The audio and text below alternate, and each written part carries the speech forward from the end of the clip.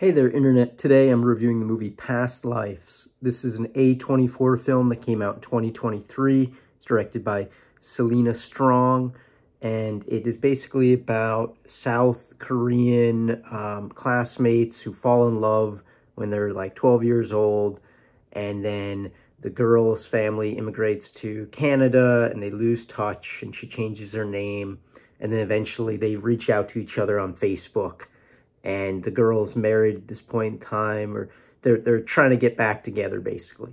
And it's a very emotional movie, very sad film. It's kind of like Before Sunrise, but if it was a sadder version, going the opposite direction of like people in love that fall apart. And really well done movie. The actors in it, Greta Lee, Teo Yo, John Magaro.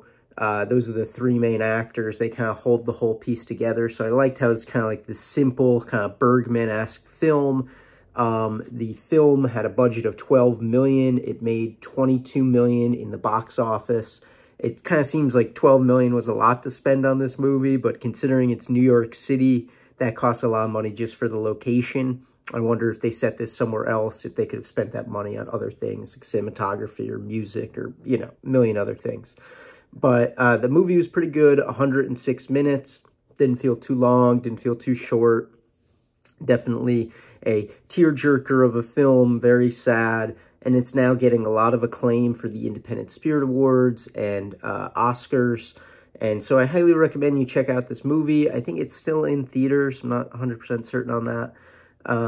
The production company, Killer Films, 2 AM, really good companies. And again, A24, you really can't go wrong. Definitely, it is a sad movie going into this. Know that there are some happy moments and some funny moments, but it is really a sad, dramatic film. I like this because of the fact that, again, it's really just stripped down to the three actors and how they're performing against each other. I really like seeing actors that don't get a lot of screen time in big Marvel movies and things like that taking on these roles, because you start to believe they're real people. Really good cinematography as well in the film. Beautiful New York shots and bars. And the movie just kind of has like this weird kind of dream-esque presence where you feel like you're just a fly on the wall watching these three people as they're going about, you know, their day. And it's kind of awkward because the guy is married to the girl, and the girl's totally still in love with the other guy.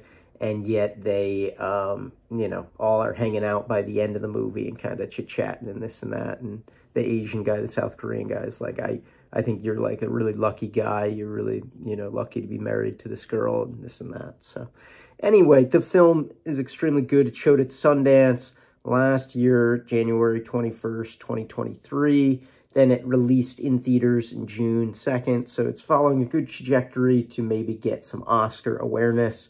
We will see. Again, this can only really qualify for the main film.